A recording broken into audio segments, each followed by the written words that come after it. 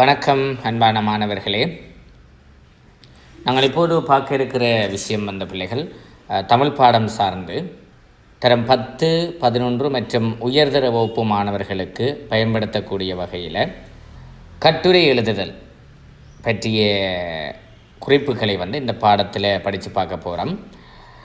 உங்களுக்கு தெரியும், உங்களுடைய பரீட்சை வினாத்தாளில் குறிப்பாக தரம் 10, 11 மாணவர்களுக்கு கட்டுரை பகுதி 25 புள்ளிகளுக்கும், தரம் 12, 13 வகுப்பு மாணவர்களுக்கு 25 புள்ளிகளுக்கும் கட்டுரைகள் இடம்பெற்று வருவது வழமை. ஆக உங்களுடைய வினாத்தாளில், குறிப்பாக தமிழ் பாட வினாத்தாளில் இருந்து இந்த கட்டுரை பகுதியை நீக்க முடியாத அளவிற்கு அது ஒரு மொழித்திறன் சார்ந்ததாக முக்கியத்துவப்படுத்தப்படுகின்ற ஒரு பகுதியாக இருக்கிறது இந்த கட்டுரை எழுதும் பகுதி. எனவே உங்களுடைய வினாத்தாளில் நீங்கள் கட்டுரை பகுதியை அதிகளவிலே முக்கியத்துவம் கொடுத்து படிக்க வேண்டும் பிள்ளைகள். ஏனென்று சொன்னால் அதில் அதிகளவு புள்ளிகள் உங்களுக்கு வருவது இந்த கட்டுரை எழுதுகின்ற பகுதியில். எனவே ஒரு கட்டுரையை நாங்கள் எப்படி எழுதலாம், அந்த கட்டுரை எழுதுவதற்குரிய வழிமுறைகள் என்ன, குறிப்பாக 250 சொற்கள் தரம் 10, 11 வகுப்பு மாணவர்களுக்கு, அதே போல் உயர்தர வகுப்பு மாணவர்களுக்கு 300 சொற்கள் என்கின்ற பொழுது அந்த சொற்களுக்கேற்ப நாங்கள் கட்டுரை எப்படி கட்டமைத்து எழுதுவது என்பதை பற்றி ஒரு இலகுவான, தெளிவான, சுருக்கமான விளக்கத்தை இந்த பதிவினூடாக நாங்கள் இங்கே தர இருக்கிறோம். முதல்ல தரம் 10 மற்றும் 11 வகுப்பு மாணவர்களுக்கான கட்டுரை என்கின்ற அமைப்பில் பாருங்கள், 4 விதமான தலைப்புகள் தரப்பட்டிருக்கும். இது தரம் 10, 11 வகுப்பு மாணவர்களுக்குரிய கட்டுரை வருகின்ற அமைப்பு. விளக்க கட்டுரை எழுதுக, மேடை பேச்சு எழுதுக, அதே போன்று உரையாடல், சிறுகதை. இந்த மேடை பேச்சு என்கின்ற இடத்துல சொற்பொழிவு என்றும் வரலாம். ஆக இவ்வாறான 4 தலைப்புகள் தரப்பட்டு நீங்கள் அதிலே ஒரு தலைப்பினை தெரிவு செய்து எழுத வேண்டும். உதாரணமாக விளக்க கட்டுரை அல்லது மேடை பேச்சு, உரையாடல், சிறுகதை, இவற்றில் ஏதாவது ஒன்றை எடுத்து நீங்கள் எழுத வேண்டும். உயர்தர வகுப்பு மாணவர்களுக்கு நேரடியாகவே தலைப்புகள் விளக்க கட்டுரை சார்ந்து தரப்படும். பொதுவாக ஒரு கட்டுரை ஒன்றிற்கு வழங்கப்படுகின்ற புள்ளி வீதம், இது தரம் 10 மற்றும் 11 வகுப்பு மாணவர்களுக்குரிய புள்ளித்திட்டம். பாருங்கள், பொருள் அமைவு, அதே போன்று அளவு. நீங்கள் சொற்களின் அளவை எழுதுகின்ற பொழுது கணக்காக எழுத வேண்டும் பிள்ளைகள். அதற்கு 12 புள்ளிகள். பொருள் அமைவு, நீங்கள் தலைப்புக்கு ஏற்ற விதத்தில் உங்களுடைய கட்டுரை அமைந்திருக்கிறதா என்பதை அதுக்குள்ள பார்க்க வேண்டும். கருத்து வெளிப்பாடு, நீங்கள் குறித்த தலைப்பிற்கு ஏற்ற கருத்துக்களை எவ்வாறு வெளிப்படுத்தி இருக்கிறீர்கள். இப்போ தேவையில்லாமல் ஒரே விடயத்தை திரும்ப திரும்ப திரும்ப எழுதினால் அதற்குரிய புள்ளிகள் உங்களுக்கு சரியாக கிடைக்காது. எனவே சரியான கருத்து வெளிப்பாடு, அதற்கு 6 புள்ளிகள். எழுத்து நுட்பம், அப்போ இந்த எழுத்து நுட்பம் என்பதற்குள்ளே மொழிச்சென்மை, நீங்கள் நிறுத்த குறியீடுகளை பயன்படுத்தி இருக்கின்ற தன்மை, எழுத்துக்களை தெளிவுற நேர்த்தியாக இருக்கின்ற தன்மைகள், இவை அனைத்தும் இந்த எழுத்து நுட்பம் என்கின்ற பகுதிக்குள்ளே வர வேண்டும். பந்தி அமைப்பு, இதெல்லாம் இதற்குள்ளே வரும். 5 புள்ளிகள் அதற்கு வழங்கப்படும். தலைப்பு, பொருத்தமான ஒரு தலைப்பினை நீங்கள் இட வேண்டும். அதற்கு உங்களுக்கு 2 புள்ளிகள் கிடைக்கப்படும். ஆக மொத்தம் 25 புள்ளிகள். சரி பிள்ளைகள், அடுத்ததாக பாருங்கள், உங்களுக்கு தரப்படுகின்ற கட்டுரை தலைப்புகள் எப்படி அமையப்பெறும் என்பதை பாருங்கள். இப்போ தரம் 10 மற்றும் 11 வகுப்பு மாணவர்களுக்கான பரீட்சை வினாத்தாளில் இப்படியான அமைப்பில் தான் உங்களுக்குரிய தலைப்புகள் தரப்படும். பாருங்கள், முதலாவதாக விளக்க கட்டுரை சார்ந்த ஒரு தலைப்பு தரப்படும். அப்போ அந்த தலைப்பு என்பது நேரடியாக ஒரு தலைப்பாக உங்களுக்கு தரப்படாது, ஒரு பந்தி அமைப்பிலே தான் தரப்படும். அப்போ இந்த பந்தியை நீங்கள் வாசித்து அந்த பந்தியை அடிப்படையாக கொண்டு அதுக்குள்ளே நீங்கள் என்னென்ன கட்டுரையை எழுதணும் என்ற விஷயங்கள் நேரடியாகவே தரப்பட்டிருக்கும் பிள்ளைகள். என்ன விடயங்களை நீங்கள் எடுத்துக்காட்டி ஒரு விளக்க கட்டுரையை எழுத வேண்டும் என்று சொல்லி ஒரு அமைப்பு தரப்பட்டிருக்கும். நீங்கள் இதை வைத்து கொண்டு நீங்களாக ஒரு தலைப்பு இட்டு கட்டுரையை எழுத வேண்டும். ஆக இந்த பந்தியை அப்படியே தலைப்பாக எழுதக்கூடாது. இந்த பந்திக்குள்ளே இருப்பதற்கு பொருந்துவதாக நீங்களாக ஒரு தலைப்பு இட வேண்டும். அதற்கு 2 புள்ளிகள் உங்களுக்கு அந்த அமைப்பில் கிடைக்கப்பெறும். அப்போ இதில் பாருங்கள், உதாரணமாக உலகின் பல்வேறு நாடுகளிலும் வெவ்வேறு சமூக குழுக்கள் ஒன்றிணைந்து வாழ்வதனை காண்கின்றோம். அத்தகைய நாடுகளில் எமது நாடும் ஒன்று. பல்வேறு சமூகங்கள் ஒரு தேசிய அரசின் ஆழ்புல எல்லைக்குள் வாழ்வது அந்நாட்டின் பலமென்றே கூற வேண்டும். பல சமூகங்களின் ஒன்றிணைவானது நாட்டின் பேரழகுகளில் ஓர் அம்சமே எனலாம். எதிர்நிலையில் சமூக ஒன்றிணைவு சீர்குலைந்தால் விபரீத விளைவுகளும் ஏற்படும். எனவே பல்வேறு சமூகங்கள் வாழும் நாட்டின் சமூக சமத்துவமின்மை ஏற்படுத்தக்கூடிய விளைவுகளையும் சமூக சமத்துவத்தை கட்டியெழுப்புவதற்கான வழிமுறைகளையும் எடுத்துரைக்கும் வகையில் ஒரு விளக்கக்கட்டுரை எழுத சொல்லியிருக்கு. அப்போ இதில் பாருங்கள், உங்களுக்கு தரப்பட்ட அந்த பந்திக்குள்ளே வந்து அவர் என்ன விடயத்தை நீங்கள் எழுத வேண்டும் என்று இங்கே தரப்பட்டிருக்கிறது. பாருங்கள், பல்வேறு சமூகங்கள் வாழும் நாட்டில் சமூக சமத்துவமின்மை ஏற்படுத்தக்கூடிய விளைவுகள், அந்த விளைவுகளினூடாக சமத்துவத்தை கட்டியெழுப்புவதற்கான வழிமுறைகள், விளைவுகளை கொடுத்து அதற்கு தீர்வாக நாங்கள் முன்வைக்கக்கூடிய வழிமுறைகளை எடுத்துரைத்து ஒரு கட்டுரை எழுத வேண்டும். அப்போ நீங்கள் எவ்வாறான அமைப்பிலே எழுத வேண்டும் என்பதை அந்த பந்திக்குள்ளே உங்களுக்கு தரப்பட்டு விடும். எனவே இதை அடிப்படையாக கொண்டு ஒரு விளக்க கட்டுரை எழுத வேண்டும். இரண்டாவது தலைப்பில் பாருங்கள், மேடை பேச்சு என்கின்ற ஒரு தலைப்பு உங்களுக்கு தரப்படும். ஒருவேளை உங்களுக்கு இந்த விளக்க கட்டுரை கடினமாக இருப்பதாக நீங்கள் உணர்ந்தால் இந்த மேடை பேச்சை எடுத்தெழுதலாம்.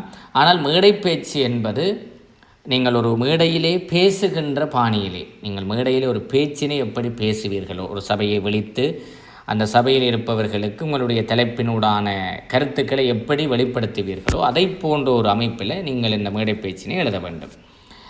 இங்கே பார்ப்போம் பாருங்க, ஒழுக்கமுடைமை ஓர் அழகு, ஒழுக்கம் இல்லாதவன் கற்ற கல்வியும் அவனுக்கு இழுக்கே, ஒழுக்கமுடைமையால் உயர்ந்தவர்கள் பலரை நாம் அறிந்திருக்கிறோம், ஒழுக்கத்தை பேணி நடந்தமையால் அவர்கள் அடைந்த பெருமைகளையும் அறிந்திருக்கிறோம், அதேவேளை ஒருவன் ஒழுக்கமின்மையால் அடைந்த இழிவுகளையும் கண்டு கேட்டும் அறிந்திருக்கிறோம். எனவே ஒழுக்கமுடைமை யார் என்பதையும் அதன் பெருமைகளையும் ஒழுக்கமின்மையால் ஏற்படும் இழிவையும் தெளிவுறுத்துவதாக அமையும் ஒரு மேடை பேச்சு. ஆகவே இதற்கு நீங்கள் பொருத்தமான ஒரு தலைப்பினை போடலாம். ஒழுக்கத்தில் எய்துவர் மேன்மை, இப்படியான ஒரு தலைப்பை போட்டுட்டு நீங்கள் ஒழுக்கம் என்று சொன்னால் என்ன, ஒழுக்கத்தை பற்றிய ஒரு விளக்கத்தை நீங்கள் கொடுத்துவிட்டு பிறகு ஒழுக்கத்தினால் கிடைக்கின்ற நன்மைகள், அந்த ஒழுக்கத்திலிருந்து தவறுகின்ற பொழுது ஏற்படுகின்ற இழிவுகள், இப்படியான தன்மைகளை நீங்கள் அதற்குள்ளே கொடுத்து எழுத வேண்டும். ஒரு பேசுகின்ற பாணியில் அமைய வேண்டும். இதை நீங்கள் கவனத்தில் கொள்ளலாம். மூன்றாவதாக ஒரு உரையாடல் தரப்படும். அப்போ உரையாடல் என்கின்ற அமைப்பும் ஒரு உரையாடல் சார்ந்த தன்மையிலே அமையப்பெற வேண்டும். பெரும்பாலும் இருவருக்கு இடையிலான உரையாடல் என்கின்ற வகையிலே தான் இந்த தலைப்பு அமைய பெற்றிருக்கும். இதில் பாருங்க, சினிமாவானது மனித வாழ்க்கை கோலத்தையும் யதார்த்த வாழ்வையும் மையம் கொண்டு இயங்குவது என்ற கொள்கையுடைய ஒருவருக்கும், சினிமா வர்த்தக நோக்கத்தையே பிரதானப்படுத்துவது, அத்தகைய பின்னணியில் வெளிவரும் சினிமாக்களே மக்களை பெரிதும் கவர்கின்றன எனும் கொள்கையுடைய ஒருவருக்கும் இடையிலான உரையாடல். அப்போ சினிமா பற்றிய இரண்டு வெவ்வேறு கோணங்களில் பார்க்கின்ற இருவருக்கு இடையிலான உரையாடலாக நீங்கள் அதனை இங்கு எழுத வேண்டும். ஆக அந்த இரண்டு கதாபாத்திரங்கள் உரையாடுகின்ற தன்மையில் அவர்களுக்கு இடையிலான ஒரு காட்சி அமைப்பினை ஏற்படுத்தி நீங்கள் அவர்கள் உரையாடுகின்ற பாணியில் இந்த தன்மையை எழுத வேண்டும். அடுத்தது நான்காவதாக சிறுகதை சார்ந்த ஒரு தலைப்பு தரப்படும். ஆகவே ஒரு கதை ஆரம்பிக்கின்ற வகையில் உங்களுக்கு தலைப்பு தந்து அதற்கு பின்னர் வரக்கூடிய விடயங்களை நீங்கள் எழுத வேண்டும் என்கின்ற வகையில் அந்த தலைப்பு தரப்படும் பிள்ளைகள். அப்போ இதில் பாருங்கள், நாதனின் தந்தை விபத்தொன்றில் சிக்கி இறந்து விடுகிறார். தாயார் மட்பாண்டம் வனைதலை தொழிலாக மேற்கொண்டு நாதனையும் நாதனுக்கு இளையவர்களான இரு பெண் பிள்ளைகளையும் காத்து வருகின்றாள். கல்வியில் வெகு கெட்டிக்காரனான நாதன் தாயின் தொழிலுக்கு வேண்டிய உதவிகளை செய்து கொண்டு தனது கல்வி ஊக்கத்தை கைவிடாது திறம்பட கற்று பல்கலைக்கழக அனுமதியை பெற்றுக்கொள்கிறான் என்பதை கருவாக கொண்டு ஒரு சிறுகதை. ஆக இந்த கதை தன்மையை மையமாக வைத்துக்கொண்டு நீங்கள் அதன் தொடர்ச்சியாக ஒரு கதையை எழுதி முடிக்க வேண்டும். எனவே சிறுகதை சார்ந்த ஒரு அமைப்பில் அதனை நீங்கள் எழுத வேண்டும். எனவே பிள்ளைகள், இப்படி விளக்கக்கட்டுரை, மேடை பேச்சு, உரையாடல், சிறுகதை என்கின்ற 4 தலைப்புகள் வரும். அப்போ இதிலே உயர்தர வகுப்பு மாணவர்களுக்கு நேரடியாகவே கட்டுரையினுடைய தலைப்பு தரப்பட்டிருக்கும். இப்போ உதாரணமாக தகவல் தொடர்பாளர் சாதனங்களினுடைய நன்மை தீமை, இப்படி நேரடியாகவே உங்களுக்குரிய தலைப்பு தரப்பட்டுவிடும் உயர்தர வகுப்பு மாணவர்களுக்கு. அடுத்ததாக விளக்கக்கட்டுரை என்கின்ற தன்மை குறித்து தான் நாங்கள் இங்கே பார்க்க போகிறோம். விளக்கக்கட்டுரை எழுதும்போது நீங்கள் கவனிக்க வேண்டியவை, முதல்ல அது மிக மிக அவசியமானது. ஒரு கட்டுரை பொதுவாக எழுதப்படுகின்ற பொழுது முகவுரை, விளக்கவுரை, முடிவுரை என்கின்ற ஒரு ஒழுங்கு அமைப்பில் அந்த கட்டுரை அமையப்பெற வேண்டும். இதை வந்து முக்கியமாக கவனத்தில் கொள்ள வேண்டும். கட்டுரை எழுதும்போது பந்தி அமைப்பில் வந்து எழுதுவது மிக மிக அவசியம். பந்திகள் வந்து அங்கே அமைய பெற்றிருக்க வேண்டும். கட்டுரைக்கு பொருத்தமான தலைப்பினை நீங்களே இட வேண்டும். இது வந்து தரம் 10, 11 வகுப்பு மாணவர்களுக்கு மட்டும் பொருந்தும். உயர்தர வகுப்பு மாணவர்கள் நேரடியாக உங்களுக்கு தரப்பட்டிருக்கின்ற தலைப்பினை நீங்கள் இட்டு கட்டுரை எழுத முடியும். எழுத்து பொறிமுறை அதே போன்று நிறுத்த குறியீடுகளை வந்து பயன்படுத்துதல் அவசியம். கட்டுரை நுட்பம், மொழிச்சென்மை இவை ஒரு முக்கியமான புள்ளித்திட்டத்திலே பார்க்கப்படுகின்றபடியினால் நீங்கள் எழுத்து பொறிமுறை, எழுத்து வடிவில்லாட்டிலும் பரவாயில்லை, எழுத்தை வந்து ஓரளவிற்கு நீங்கள் தெளிவாக எழுதுவதற்கு முயற்சிக்க வேண்டும். நிறுத்த குறியீடுகள் மிக மிக அவசியமானது. இடையலுக்கு வந்து வெட்டி கொத்துறதெல்லாம் இருக்கக்கூடாது. தவறு என்று சொன்னால் ஒரு கோடு போட்டரை வெட்டி விட்டு தொடர்ச்சியாக எழுத வேண்டும். அப்போ இதுகளை வந்து நீங்கள் பார்க்க வேண்டும்.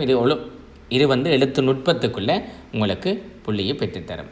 சரி, எனவே பிள்ளைகள், இப்பொழுது நாங்கள் ஒரு விளக்க கட்டுரை ஒன்றின் மாதிரி அமைப்பினை வந்து இங்கே பார்த்து கொள்ளலாம். ஒரு விளக்க கட்டுரையினுடைய ஒரு மாதிரியான தலைப்புக்கு கீழே அந்த விளக்க கட்டுரை வந்து நாங்கள் எப்படி எழுதலாம் என்று சொல்லி இங்கே பார்ப்போம். அப்போ இதற்காக நாங்களோட தலைப்பினை வந்து இங்கே பார்ப்போம். இன்று வீதி விபத்துக்கள் நாளுக்கு நாள் அதிகரித்த வண்ணம் உள்ளன. போக்குவரத்து விதிமுறைகளை பின்பற்றாமை, அளவுக்கு அதிகமான வேகம், வாகன சாரதிகளின் போட்டித்தன்மை முதலான பல்வேறு காரணங்களால் வீதி விபத்துக்கள் நிகழ்ந்து வருகின்றன. வீதி விபத்துக்கள் நடைபெறுவதனால் உயிரிழப்புகள் மட்டுமன்றி பல்வேறு இழப்புகளையும் சந்திக்க நேருகின்றது. எனவே வீதி விபத்துக்களை தவிர்ப்பதற்கான வழிமுறைகளை எடுத்து கூறி ஒரு விளக்க கட்டுரை எழுதுக. இப்படி ஒரு தலைப்பு வருகிறது என்று சொன்னால் இதற்கு பொருத்தமான ஒரு தலைப்பினை வந்து நீங்கள் போட வேண்டும். வீதி விபத்துக்களை தவிர்ப்போம் அல்லது வீதி விபத்துக்களில் இருந்து நம்மை பாதுகாத்து கொள்வோம். இப்படி ஒரு பொருத்தமான ஒரு தலைப்பினை நீங்கள் போட்டுவிட்டு அதற்கு பிறகு நீங்கள் எழுத வேண்டிய விடயங்களை பார்ப்போம். முதல்ல ஒரு அறிமுகம் கொடுக்க வேண்டும். எனவே வீதி விபத்து என்றால் என்ன என்பது பற்றிய ஒரு விளக்கத்தை வந்து நீங்கள் கொடுக்க போகிறீர்கள். அடுத்தது வந்து வீதி விபத்துக்கள் ஏற்படுவதற்கான காரணங்களை கொடுக்க வேண்டும். விளக்க உரைகள் இதனை வந்து எழுதலாம். வீதி விபத்துக்களால் ஏற்படும் பாதகங்கள், அதாவது விளைவுகள் என்கின்ற விடயத்தை அடுத்ததாக நாங்கள் எழுதலாம். வீதி விபத்துக்களை தவிர்ப்பதற்கான வழிமுறைகள் அல்லது வீதி விபத்துக்களை தவிர்ப்பதற்கான காரணங்கள், வீதி விபத்துக்களை குறைப்பதற்கு நாம் எடுக்க வேண்டிய நடவடிக்கைகள். அப்போ இந்த ஒரு அமைப்பில் நீங்கள் எழுத வேண்டிய கட்டுரை வந்து இடம்பெற வேண்டும். இதைத்தான் சட்டகம் அப்படி என்று சொல்வது உண்டு. அப்போ இதன் அடிப்படையில் நாங்கள் வந்து எழுதுகின்ற பொழுது பார்ப்போம். பொதுவாக இப்போ வீதி விபத்து என்றால் என்ன என்று சொல்லி நாங்கள் முதல்ல கொடுக்க வேண்டும். ஒரு அறிமுகத்துக்குள்ளே இதான் கட்டாயம் வர வேண்டும். அப்போ வீதி விபத்து என்பது போக்குவரத்து இடம்பெறும் வீதியில் அறிந்தோ அறியாமலோ அல்லது எதிர்பார்த்தோ எதிர்பாராமலோ ஏற்படுகின்ற ஒரு நிகழ்வு. அப்போ இது வந்து தனிநபர் விடும் தவறினாலோ அல்லது பலர் விடும் தவறினாலோ ஏற்படுகின்றது. பொதுவாக வீதி விபத்து என்பது வீதியில் இடம்பெறுவது. அடுத்து பாருங்கள் பிள்ளைகள், வீதி விபத்துக்கள் ஏற்படுவதற்கான காரணங்கள் இதை வந்து நாங்கள் கொடுக்க போகிறோம். இதில் பாருங்கள், போக்குவரத்து சட்டத்திட்டங்களை கடைப்பிடிக்காமை. அப்போ இது ஒரு முக்கியமானது. போக்குவரத்து சட்டத்திட்டங்கள் அல்லது வீதி சமிச்சை தொடர்பான அறிவுறுத்தல்களை வந்து பின்பற்றாமை தான் உண்மைக்குமே அதிக அளவிலே விபத்துக்கள் ஏற்படுவதற்கான முக்கியமான காரணமாக அமைகிறது. அடுத்தது வந்து சாரதிகளினுடைய தனிப்பட்ட முறையிலே அமையப்படுகின்ற விதிமுறைகளை அவர்கள் பின்பற்றாமை. அப்போ இதில் வந்து நாங்கள் அதிகமான வேகம். அப்போ இன்றைய காலத்தில் வந்து விபத்துக்கள் ஏற்படுவதற்குரிய முக்கியமான காரணம் என்று சொன்னால் அது சாரதிகளினுடைய அதிக வேகம், அதே போன்று போட்டித்தன்மை. அடுத்தது மதுபாவனை பாவித்துவிட்டு வாகனங்களை செலுத்துவது. அப்போ இப்படியான தன்மைகள் சாரதிகள் வந்து தனிப்பட்ட முறையில் விடுகின்ற சில தவறுகள், இதனால் விபத்துக்கள் ஏற்படுகிறது. அடுத்து சாரதி அனுமதி பத்திரம் இல்லாமல் வாகனம் செலுத்துதல். சரி, அதே போல் பாதசாரிகள் பொறுப்பற்ற வகையில் நடந்து கொள்ளுதல். அப்போ இதுவும் ஒரு வீதி விபத்துகள் ஏற்படுவதற்கான காரணங்கள்.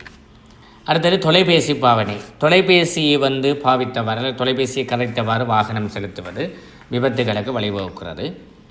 தூக்க கலக்கத்தில் வாகனம் செலுத்துதல். இப்போ பொதுவாக தூர இடங்களுக்கு பயணம் செய்கின்ற பொழுது இரவு நேரங்களில் வந்து வாகனம் செலுத்துகின்ற தன்மைகள் இப்பொழுது அதிகம். ஆக தூக்கம் வருகின்ற பொழுதும் வாகன சாரதிகள் என்ன செய்வதில்லை, இறங்கி அந்த தூக்கத்தை கலைத்து அதன் பின்னர் வாகனங்களை செலுத்துகின்ற தன்மைகள் குறைவு. தூக்க கலக்கத்தோடைய வாகனத்தை செலுத்துகின்ற பொழுது விபத்துக்கள் ஏற்படுவதற்கு வழிவகுக்கிறது. அடுத்து தலைக்கவசம் அணியாமை, ஆசனப்பட்டி அணியாமை. எனவே இப்படியான காரணங்கள் விபத்துக்கள் ஏற்படுவதற்கு வழிவகுக்கின்றன என்பதை நீங்கள் ஒரு 2 பந்திகள் அளவிலே இவற்றை எழுத முடியும். இந்த விபத்துக்களால், இந்த வீதி விபத்துக்களால் எங்களுக்கு ஏற்படுகின்ற விளைவுகளை நீங்கள் எழுதப் போகிறீர்கள். பாருங்கள், முதலாவது உயிரிழப்புகள். அப்போ வீதி விபத்து ஒன்று ஏற்படுகின்ற பொழுது அங்கே ஏற்படுவது முக்கியமாக உயிரிழப்புகள். அதில் உண்மைக்குமே மனதை உருக்குகின்ற உயிரிழப்புகள் கூட ஏற்படுகின்றன. அதாவது இளவயதிலே உயிரிழப்புகள், சிறு குழந்தைகள் கூட அங்கே உயிரிழப்பதற்கான சந்தர்ப்பங்கள் இருக்கிறது இந்த வீதி விபத்துக்களால். அடுத்தது சொத்துக்கள் இழப்பு. இப்போ அங்கே வீதி விபத்துக்கள் ஏற்படுகின்ற பொழுது அங்கே வீதி விபத்துக்குள்ளாகின்ற வாகனங்கள் என்ன செய்கின்றன என்று சொன்னால் அங்கே சீர்குலைகின்றன. அடுத்தது உடல் அங்கவீனம் அடைதல். இப்போ ஒருவர் உயிரிழப்பிலே இருந்து தப்பித்து விடுகிறார் என்று சொன்னால் அவர் உடலிலே அங்கவீனம் அடைகின்ற நிலை ஏற்படும். சில பேருக்கு கால் இல்லாது போகின்ற நிலை ஏற்படும், கைமுறிவு ஏற்படும், உடல் எழுந்து நடக்க முடியாத நிலை ஏற்படும். இப்படியான தன்மைகள் அங்கே ஏற்படுகின்றன. அரசாங்கத்திற்கு செலவு ஏற்படுகின்றது. குறிப்பாக வீரிபத்திலே பாதிக்கப்படுகின்றவர்களுக்கு மருத்துவ செலவு இலவசமாக வைத்தியசாலைகளிலே பார்க்கின்ற பொழுது அதற்கென செலவு, அதிகளவிலே செலவுகள் ஏற்படுகின்றன. இதையும் நாங்கள் அதற்குள்ளே கொடுக்கலாம். இவற்றோடு பிறரில் தங்கி வாழும் நிலை ஏற்படும். இப்போ உதாரணமாக ஒரு தந்தையை நம்பி ஒரு குடும்பம் இருக்கின்றது என்று சொன்னால் அந்த தந்தையானவர் வீரிபத்திலே இறந்து விட்டால் அல்லது அந்த தந்தையானவர் அங்கவீனம் அடைகின்ற நிலை ஏற்பட்டால் அந்த குடும்பம் பிறரை தங்கி வாழ வேண்டிய நிலை ஏற்படும். இப்படியான தன்மைகளும் வீதி விபத்துக்களால் ஏற்படுகின்ற விளைவுகள் என்பதற்குள்ள நாங்கள் நோக்கலாம். அடுத்தது வீதி விபத்துக்களை தவிர்ப்பதற்கான வழிமுறைகள். இது மிக இலகுவான பிள்ளைகள். நீங்கள் வீதி விபத்துக்கள் ஏற்படுவதற்கான காரணங்கள் என்று சொல்லி ஒன்று எழுதினீர்கள் தானே, அதை அப்படியே இங்கே மாற்றி எழுதிவிட்டால் சரி. பாருங்க, போக்குவரத்து சட்டத்திட்டங்களை முறையாக கடைபிடிக்க வேண்டும். சாரதிகள் தனிப்பட்ட முறையில் போக்குவரத்து விதிமுறைகளை பின்பற்ற வேண்டும். சாரதி அனுமதி பத்திரம் பெற்று அதனை உரியவாறு புதுப்பித்து வாகனங்களை செலுத்த வேண்டும். அடுத்தது பாதசாரிகள் பொறுப்பான வகையில் வீதி நடைமுறைகளை பின்பற்றுதல், தொலைபேசி பாவனையை தவிர்த்து வாகனங்களை செலுத்துதல், தூக்க கலக்கத்தில் வாகனம் செலுத்துவதை தவிர்த்துக்கொள், தலைக்கவசம் அணிதல், ஆசனப்பட்டி என்பவற்றை உரிய வகையில் அணிதல். அப்போ இப்படியான காரணங்களை நீங்கள் இந்த வீதி விபத்துக்களை தவிர்ப்பதற்கான வழிமுறைகள் என்பதற்குள்ளே கொடுக்கலாம். இவற்றையெல்லாம் எழுதிவிட்ட பிறகு நீங்கள் முடிவுரை எழுதப் போகிறீர்கள். இப்போ முடிவுரை என்பது மிக மிக முக்கியமானது. ஒரு கட்டுரையில் அறிமுக உரை, முடிவுரை இரண்டும் மிக முக்கியமானவை. எனவே முடிவுரை எழுதுகின்ற பொழுது நீங்கள் இதுவரைக்கும் என்ன விடயங்களை எழுதினீர்களோ அதை சுருக்கமாக நீங்கள் இங்கே கொடுக்க போகிறீர்கள். வீதி விபத்துக்கள் என்றால் என்ன, வீதி விபத்துக்கள் பல்வேறுபட்ட காரணங்களால் ஏற்படுகிறது, இந்த வீதி விபத்துக்களால் பல்வேறுபட்ட விளைவுகள் ஏற்படுகின்றன, அது தனிநபர் சார்ந்தும் குடும்பங்கள் சார்ந்தும் ஒரு சமூகம் சார்ந்தும் பல விளைவுகளை ஏற்படுத்தும். எனவே வீதி விபத்துக்களை தவிர்ப்பதற்கு உரிய நடைமுறைகளை நாங்கள் ஒவ்வொருவரும் சிந்தித்து எடுத்துக்கொள்ள வேண்டும், உரிய வழிமுறைகளை பின்பற்ற வேண்டும். வீதி விபத்துக்கள் நாளுக்கு நாள் அதிகரித்து வருவதை நாங்கள் அறிந்து வருகிறோம். எனவே அவற்றிலிருந்து நாங்கள் ஒவ்வொருவரும் சரியான முறையில் செயற்படுவோமாக இருந்தால் வீதி விபத்துக்களை இயன்ற வரைக்கும் தவிர்த்து கொள்ள முடியும். இவ்வாறு ஒரு அமைப்பில் நீங்கள் முடிவுரையை எழுதி முடிக்கப் போகிறீர்கள். இப்படி எழுதிவிட்டால் உங்களுக்குரிய கட்டுரை முழுமையான ஒரு கட்டுக்கோப்புக்குள்ளே வந்துவிடும். 250 சொல் என்கின்ற பொழுது நீங்கள் ஒரு பக்கம் உங்களுடைய விடைத்தாள் எழுதுகின்ற தாளிலுடைய ஒரு பக்கம், அதே போன்று அடுத்த பக்கத்தினுடைய கிட்டத்தட்ட ஒரு 3/4 பகுதி வரைக்கும் எழுத வேண்டும். சாதாரணமாக ஒரு பக்கத்தில் 150 சொல் என்கின்ற கணக்கில் அடுத்த பக்கத்திலும் நீங்கள் ஒரு 3/4 எழுதினால் அதனுடைய சொல் எண்ணிக்கை சரியாக அமையப்பெறும்.